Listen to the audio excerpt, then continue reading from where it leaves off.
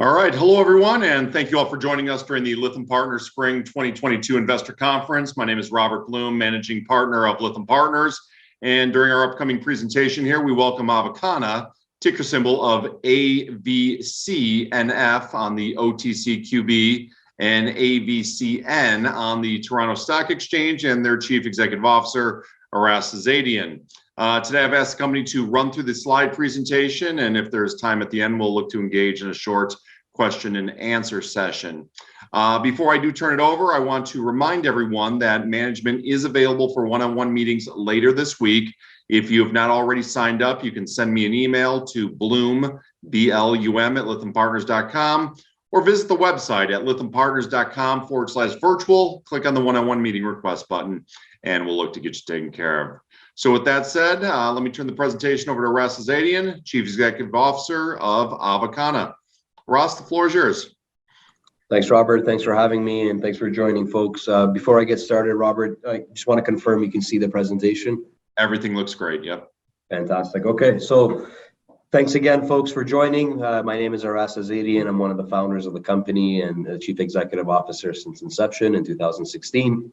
We set out in 2016 to build a biopharmaceutical company with focus on cannabinoid-based medicine for patients, for the medical community, and to really deliver the benefits that we saw in early signs of, at least from efficacy perspective, the benefits of cannabinoid-based products to patients across pain, dermatology indications, sleep, anxiety, and particular neurological disorders.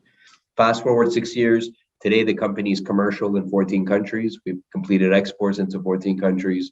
We have a line of medical products that are in various markets, and we have an extensive pharmaceutical pipeline that is also nearing commercialization and drug registration stage as well. We operate within 4 real business silos. RHO, which is our medical brand, is now commercial across a number of channels, specifically in Canada with the largest pharmacy chain called Shoppers Drug Mart. But in addition to retail channels in Canada, we are also commercial in Barbados and Colombia. So these are a formulary of medical cannabis products, non-inhalation, but these are accurately dosed proprietary formulations that are designed to be sublingual, oral, transdermal, or local. We have Pura, which is our dermatology line. This is a skincare product line. This is also commercial in 4 countries. These are CBD-driven dermatology with focus on areas such as acne, eczema, and anti-aging. We have our pharmaceutical pipeline that are indication-specific pharmaceutical preparations that are either still in clinical development or are in drug registration stage in South America, and I'll touch on that.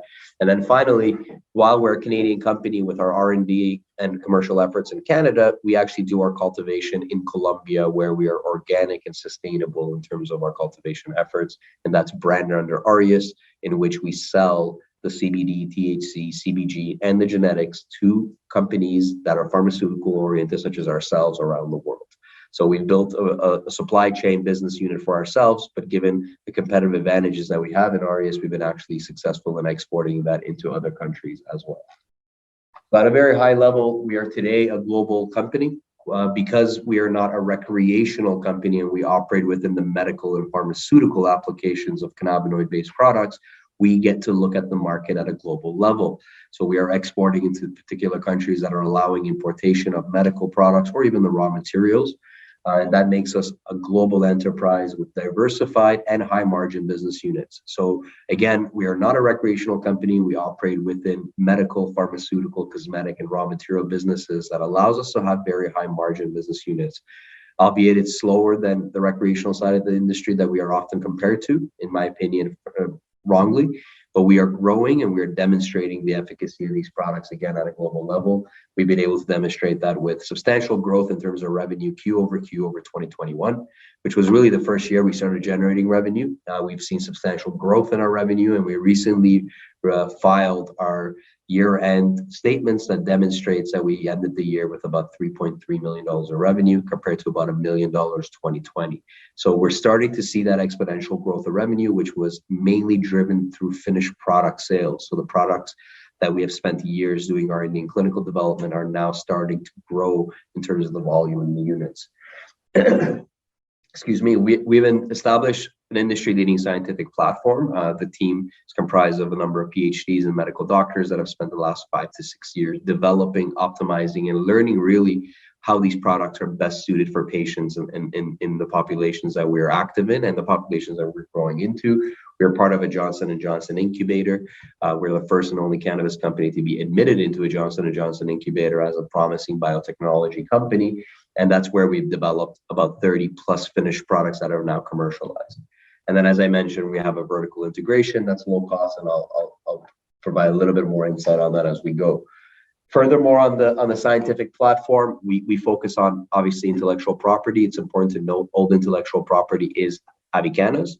So everything from genetics to R&D, the product development, the preclinical, clinical, all of that is Avicanna's, and we are licensing. We are not licensing in anything. So a team of scientists working out of Canadian research licenses issued by Health Canada and our affiliates, which are major academic and clinical institutions, have been able to establish what we believe is an industry-leading scientific platform that has resulted in 30 plus products.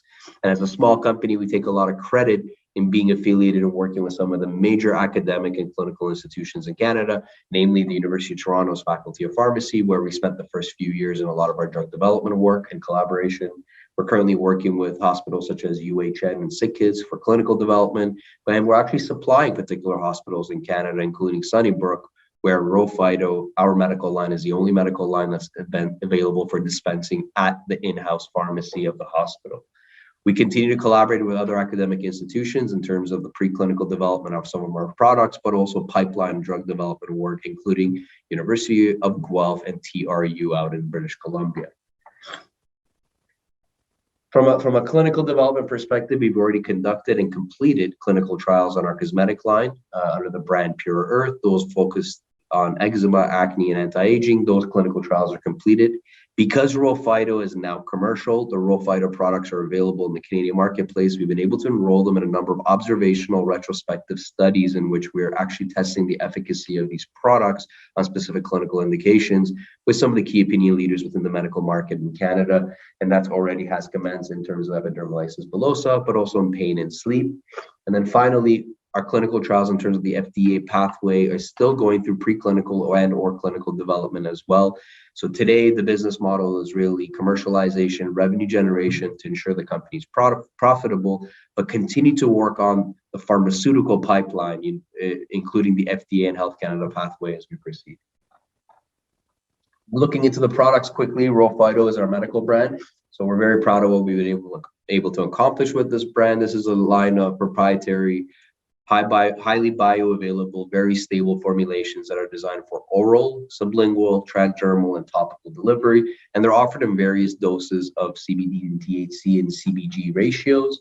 We've taken, traditional drug development process to these formulations and ensure that these products are actually doing what we expect them to do. And they're designed to be extremely consistent and repeatable for patient outcomes that are more predictable from the medical community perspective, but also the patients.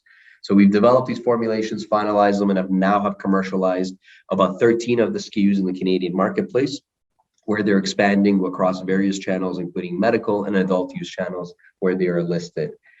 We've also commercialized them with the largest pharmacy chain in Canada called Shoppers Drug Mart, where they have a medical cannabis division, an online portal in which this particular brand is one of the leading brands already. It's worth noting that we are not a licensed producer. Avicanna is not an LP. And while we're not a licensed producer, we've been able to commercialize our proprietary products mainly due to the quality and the substance and the research behind these products. And this has also led to, as I mentioned previously, RHO-Phyto being the only medical brand that's available in major Canadian hospitals, including Sunnybrook Hospital and the Odette Cancer Center. Pure Earth, I touched on a little bit earlier. This is more of an over-the-counter consumer product line. This is now available in Ecuador, United States, Canada, and Colombia, expanding into the European Union. These are dermatology products with pure CBD, no THC, which allows them to be designed to and registered as cosmetics in various markets, including US, South America, and the European Union, where they are registered with the European Union is on the cosmetic portal. These products, as I mentioned earlier, have gone through human clinical trials. We believe that makes them the only CBD skincare line in the world that has human clinical data. And the products are very efficacious, very easy to use, and the consumers have loved them in markets that we've expanded them. We don't We focus on not doing the marketing and distribution of these type of products ourselves, and we work with local distribution partners in the countries that we are active. From a pipeline and pharmaceutical perspective, we take a two-pronged approach. In South America, we're already in drug registration and commercialization stage for a number of drug indications, specifically our epilepsy preparation, but also we're preparing the data packages to continue to do clinical development on the FDA and Health Canada way. This way, by as early as late 2022, we believe we'll have our first drug approved in particular South American countries, which includes Colombia, Ecuador, Argentina, and Brazil. And the first drug preparation is Trunerox. This is a 10% CBD isolate formulation, similar dose to the Epidiolex by GW Pharmaceutical product. This product is an Avicanna formulation. We have done the cultivation, extraction, manufacturing of this product under GMP standards, have put together a technical dossier that meets ICH standards, and we have already submitted for drug approval in a number of these countries. We believe this product will be approved in 2022 in a number of countries, and we will see our first pharmaceutical revenues of the company's history this year. Going into the rest of the pipeline, we have a number of other indication-specific clinical drugs that are now either in drug registration stage or, as I mentioned, still in clinical development. Most of these formulations are developed, meaning they're finalized in terms of the dose, ratio, and most of the preclinical work. And the other indications that we're focusing after Trunerox are multiple sclerosis, chronic pain, anxiety, depression, and epidermolysis bullosa, which are very interesting targets for us in terms of a rare disease, epidermolysis bullosa, but also much more common over-the-counter type of products such as osteoarthritis or localized pain. So the pipeline is quite extensive, but again, we are funding the pipeline development and clinical development through the revenue generated from our existing business models. And again, while we're a Canadian company with a pharmaceutical pipeline on a global level, we do our cultivation and extraction of our cannabinoids in Colombia, where we are vertically integrated and where we benefit from the optimal environmental conditions of Santa Marta, Colombia, where we have 12 hours of sunlight, perfect relative humidity. This allows us to capture what is now 4 cents a gram in terms of cost. This is about 95% cheaper than Canadian and US operations. And because we're only cultivating for medical and pharmaceutical purposes, we are then extracting the biomass into either extracts or purified cannabinoids. We're utilizing that for our own products, but we've also been successful in exporting that into our partner countries in what is now 12 countries on the raw material business. We're very proud of what we've accomplished. We're USDA organic certified, GACP certified as well. And we believe in the long term, medical, pharmaceutical, cosmetic applications related to cannabinoids should rely on low cost, environmentally sustainable sources of cannabinoids. And that's precisely why we've built this out. Finally, from a commercial perspective, we have a very strategic partnership with Al Harrington, a former NBA great, who has now formed a relationship with NBA Players Association for a brand called Replay. Replay is a sports topical brand focused on sports recovery using CBD. Avicanna has developed those formulations for Replay in a partnership in which they provided us guidance in terms of what athletes' needs are. Our R&D and scientific team then did the preclinical work and the R&D formulation development. And we've launched Replay together in Canada, and they're about to launch Replay in the United States with the NBA Players Association endorsement. In addition to that, we've supported their launch of Viola in Canada, which has added additional revenue streams for the company. This is a little bit outdated. We just filed our year end, but the company is very tightly held. It's important to note that we are a senior exchange TSX company. The company stock is trading at all-time lows, while fundamentally we're delivering all-time high revenues, all-time low costs, and we really believe we're in a very good position in terms of the growth of the company. I think the R&D and clinical part is over now, at least from the early route to market products, and now we're in very aggressive growth state in terms of revenue.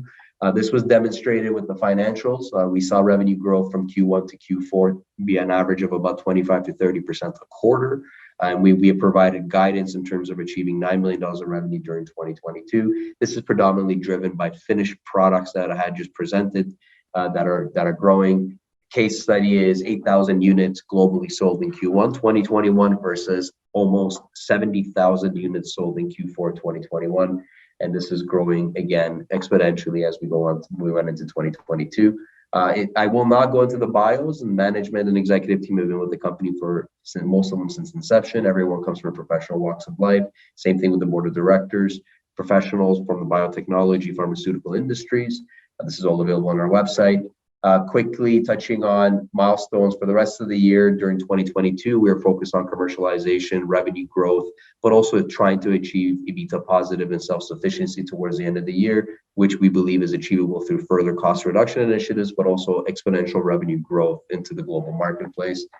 And then just to wrap up, this is a map of who we are and where we're active. I think this does a good job of demonstrating that we're, in fact, a global biopharmaceutical company, considering that various business units are active in various markets. This is something a recreational company would not be able to do. As you guys know, most recreational companies are focused within their own state or their own country. So we've been able to achieve some major milestones, and we have a lot of upcoming milestones during 2022 that we're very excited about. And I'll pause there, Robert, if you want to take some questions. I guess now will be the time. Yeah, that sounds great. Here, if you want to, feel free to stop sharing your screen. That would be look, let's start off. First off, I mean, you've talked at the beginning stages of this vertical integration. Talk about maybe the uniqueness of it and the strategic benefits to the company as a result of it. Yeah, so I think, most biopharmaceutical companies focus on the R&D, the clinical, and want to deliver the product. Because we're in such a novel industry, we didn't have the sources of the cannabinoids that we wanted to rely on when we first set out. So we built the vertical integration to ensure that we have consistency of supply, but also that the supply meets the quality standards that Avicanna wants. In the process, we identify Colombia as the right region. We identify our partners in Colombia that are a massive organic enterprise from a family perspective, and we learn a lot about organic and sustainable cultivation. So we were able to actually, kind of hit two birds with one stone, which is to have consistent, high quality cannabinoids going into our products, but to do so in an environmentally sustainable and organic way as well, which we think will matter in the long term. And we were so good at this that instead of just supplying ourselves, we've actually began supplying other pharmaceutical companies as well. You've got a few different business units as you kind of walk through there. Which ones are you most excited about today? And then if we were to look out 3 years or so in 2025, which ones are you most excited about at that point? That's a good question, Robert. I think today we've been able to demonstrate that our advanced and proprietary medical products within the medical markets have started to take serious market share and have had major endorsement from major medical and clinical institutions. So I think the potential of having a broad range of oral, sublingual, transdermal products across a number of clinical indications without, prescription or without indication-specific status is quite promising. We're seeing exponential growth in that area. So I think over the next year or two, seeing the growth of Raw Phyto and our medical products, seeing them expand into more international markets is very exciting for us. And we're seeing that happen. We're seeing patient adoption. We're seeing medical adoption, which is not very easy to do. So very excited about that. But long-term, 2025, I'm fascinated by the opportunity of the indication-specific drugs. We've spent years developing them. We've gone through the work. We're generating more data through our commercialization efforts today. And I think long-term, the pharmaceutical drug preparations across international markets is going to be what makes this company into a massive global organization. On that sort of medical expansion, what are the markets that we should be thinking about for the next couple of years here? So Canada is a big one. We entered Canada substantially later than everyone else because we spent the first 5 years doing R&D, and a lot of the Canadian licensed producers were just commercializing flower or very basic primitive for formulations. We're not a licensed producer, and we've been able to become one of the leading brands in the largest pharmacy chain. We've been able to get across the country. So Canada being already a $5 billion market, we think is a very exciting market for us in which we can capture, a decent portion of that market share. So very excited about Canada in the short term, but also in developing countries or around the world, looking at major markets such as Brazil. Brazil's 200 million people, 200 plus million people. We're already partnered up with some big companies there, and we're working on drug distribution and drug registration. So very excited about the potential of those markets, specifically because a lot of those markets, such as Brazil, will not have the recreational side. It's only going to be medical and pharma. And that's where we believe we're one of the kings of the hill. Got it. Obviously, you just at the very end there touched on the revenue growth here, pretty significant numbers. I guess maybe just reiterate a couple of those key drivers that attributed to the 21 numbers and into 22 here as well.